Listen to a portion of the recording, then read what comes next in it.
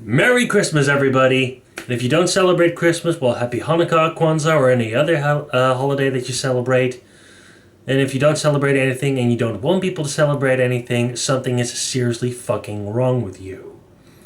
Anyway, we made it! Loco Profiling episode 20. And I told you that it was going to be something big. Even though the episode itself will be relatively short, the locomotive in question is indeed big. One could even argue too big. Now suddenly you start to realize it. Yes, in this episode I'm going to talk about that thing. The Soviet AA20-1. Oh yes, the big rigid piece of shit from Russia. Or is it Russian? We'll get onto that in a little bit. So, also this video is going to be done a little bit in a different style. Mainly a slightly more monotone and kind of dry delivery of my narration, because I tried to channel the powers of Will from the FP1 Will YouTube channel. You know, he's the guy who does those comedy reviews on Formula 1 and IndyCar race weekends. And I've been following him all year, so yeah, it's going to be a little bit different. Hope the F1 fans that may be watching this could also get a chuckle out of it. So yeah, let's get on to it. Now lift me up and roll that intro, damn it!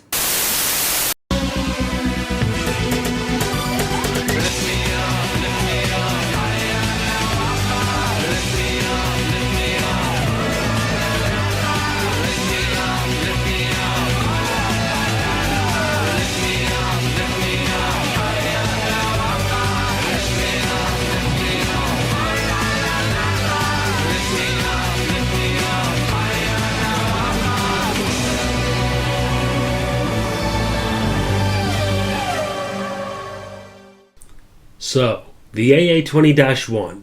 First I'm talking about a Russian steam locomotive, and we're talking about the biggest and most useless piece of shit they've ever made.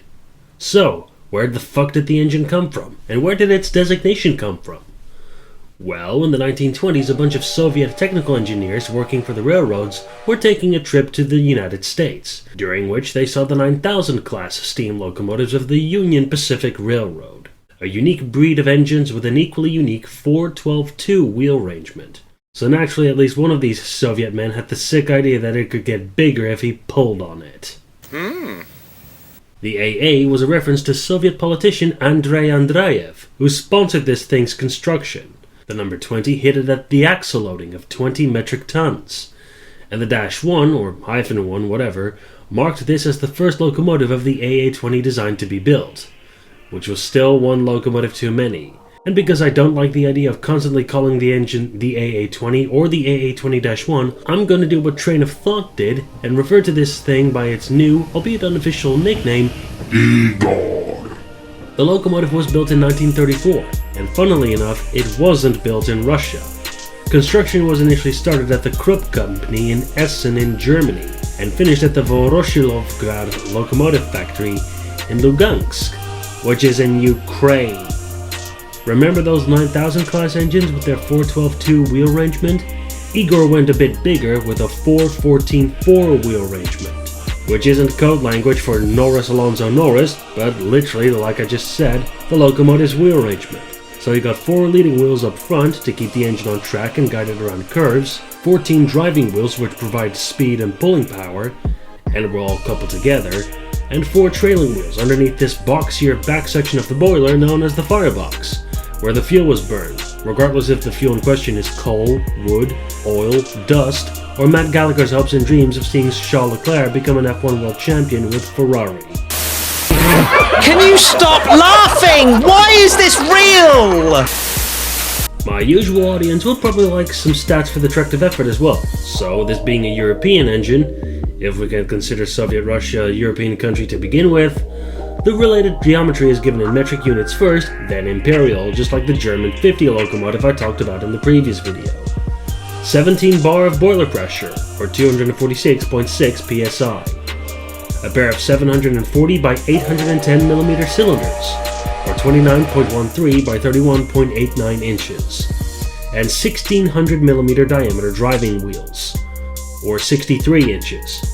Admittedly, this produced a theoretically good amount of tractive effort at 90,034 pounds, but in fairness, it can vary by a few pounds depending on how well you round off some of the imperial values.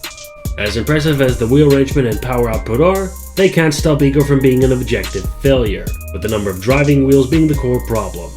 Having 14 of them coupled together is just too many.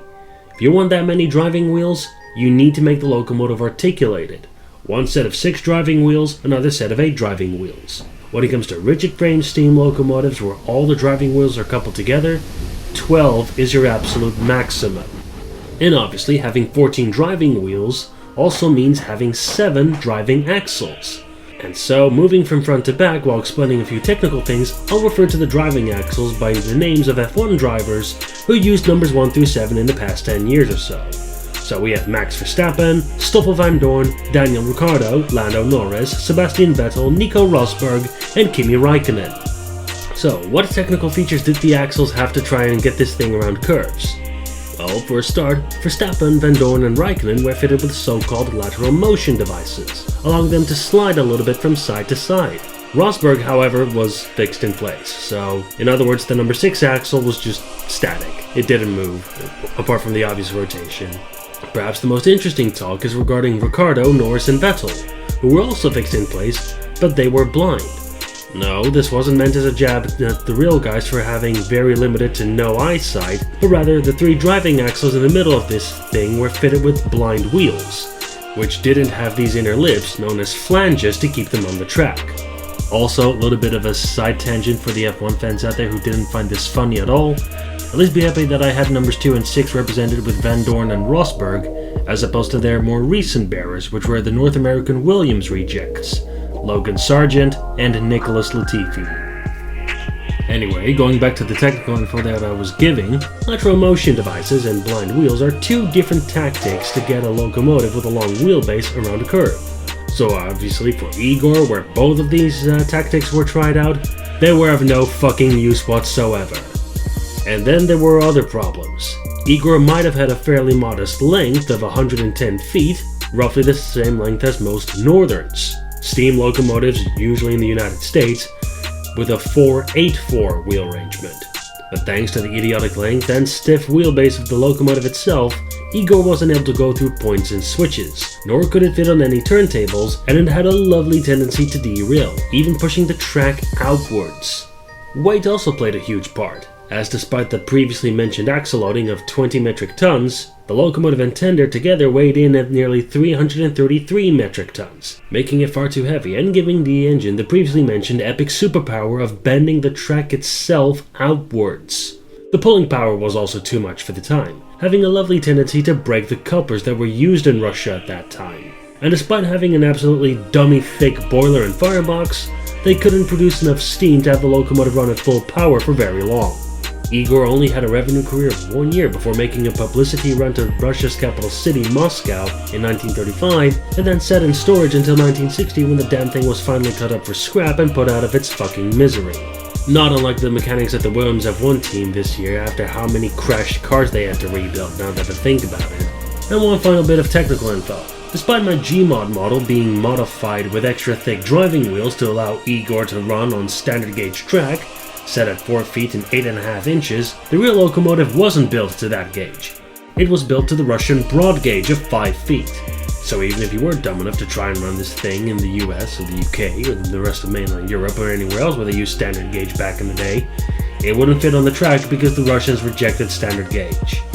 In the end, the only way this thing could have ever made it around curves was if it was driven by this Russian guy, former F1 driver Nikita Mazepin, who brought massive entertainment to the world of F1 during his 1-year stint in the sport in 2021, where he spun around and crashed a lot, earning himself the name Mazaspin. And with that, Loco Profiling episode 20 is done and dusted, and I'm done with this show, at least for this year. Because the thing is, episode 21, I plan to actually make that the biggest episode yet. Obviously number 30 is going to be even bigger because of the trailer that I released for it, but for episode 21, I want to do a collaboration with a few old friends of mine on the Reading T1 Northerns. Yes, Northerns. Not picking one, I'm talking about all 4 of the survivors. 2100, 2101, 2102, and 2124. But that episode won't be ready until the end of May, no later than early June of next year. And then for July, I'm gonna do what I would like to refer to as the Bullied Trilogy, for which I'll do a special prologue video that is counted separately, and then 3 episodes on different bullied Pacifics from the Southern Railway in the United Kingdom. So yeah.